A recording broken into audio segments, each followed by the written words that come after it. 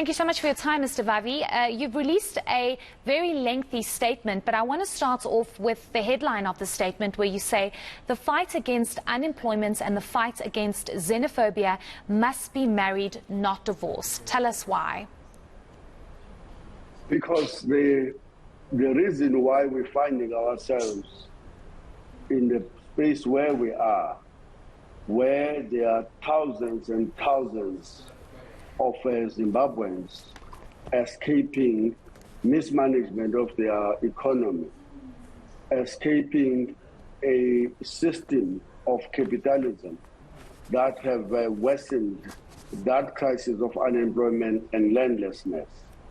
The reason why we find ourselves in a situation where Malawians, Mozambicans, and every other citizen of the world come to South Africa is because they are of a mistaken belief that South Africa is the land of honey and milk in comparison to the crisis that they are facing in their own world. Little do they know that when they come here, there are 12.5 million South Africans who are themselves unemployed. Little do they know that the levels of poverty and inequalities in our society are actually rating above their own countries. So what follows then is an intense battle for scarce resources. What follows is the competition for resources that are just not there, and tensions then arise. The point that we're cautioning the political leaders is this: address the sources of the crisis, the capitalist system, the mismanagement of the economies, of the affairs of the country by the former liberation movement. Don't take out your anger.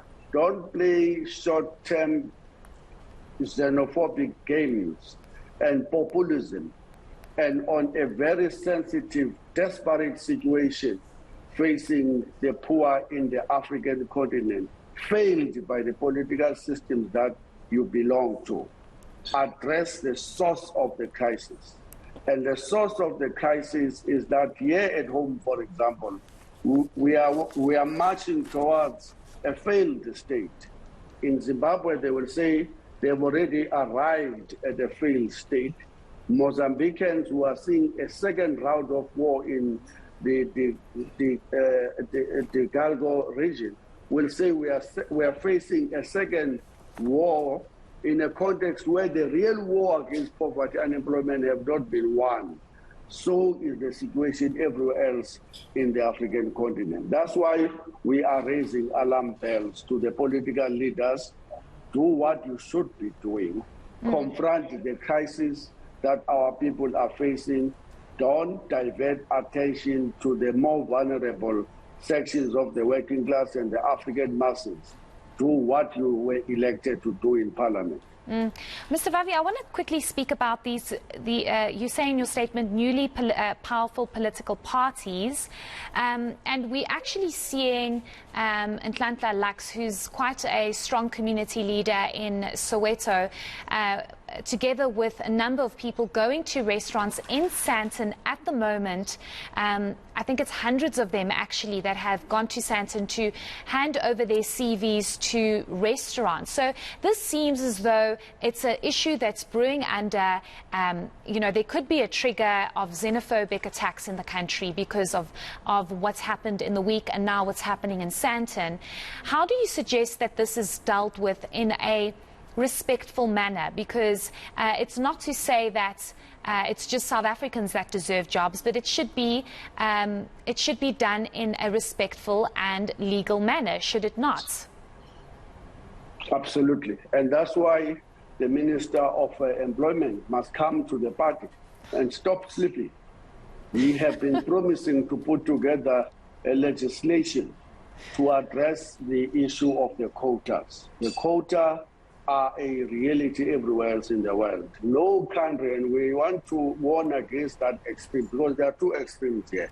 There's an extreme that says there should be no borders. All these borders were put together by the Europeans in a conference that excluded Africans in Berlin. So we shouldn't be respecting these borders. There should be no visas, there should be no passport, there should be not even quotas to protect local workers and industry.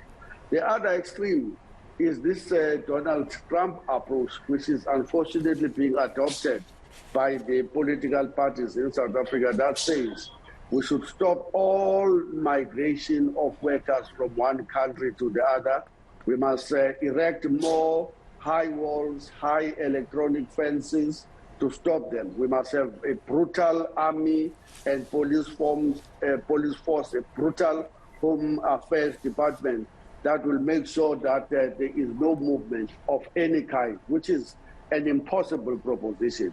Where we are coming from is that there has to be quotas and there has to be a protection of local workers, and that the employers who are abusing the vulnerability of African workers must be targeted, must be isolated, and must be made to stop beating African workers, let me say workers from the other African countries and workers from this African country called South Africa.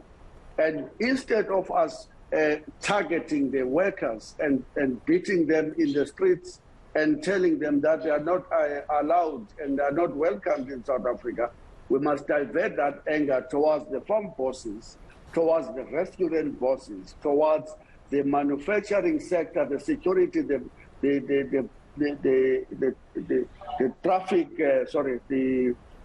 truck industry bosses, to say to them, we will not allow you to abuse these workers and offer them cheaper wages. But at the same time, we will ensure that we recruit these workers into our trade unions so that we can fight for a living wage and fight against abuses of workers irrespective of their country of origin. That's a progressive organization. But an opportunistic organization that is wanting to use the desperation of the migrant workers who are running away from mismanagement of their economies in their own countries will then say, no, we've got to mobilize everybody. It's South Africa first, and it was America first under Trump, and we should target these workers where they live and attack them. Something that we want to condemn altogether. We want to condemn any feelings of xenophobia targeted against African workers. We want to condemn this, in particular, xenophobia that is targeting the African workers. And we want to stand in solidarity with them, but we want them to accept that South Africa have laws, have regulations, must have quotas to protect workers in South Africa and to stop them being abused by the local employers in order to exploit them even greater than they are already exploiting the South African workers. Thank you so much for your time, Mr. Vavi. We do appreciate it. I wish we had more time to get into more details of your statement, but we'll definitely get you on the show later on the week because I do think this is a topic that needs more emphasis and energy. Thank you so much for your time, Zwelinzima Vavi.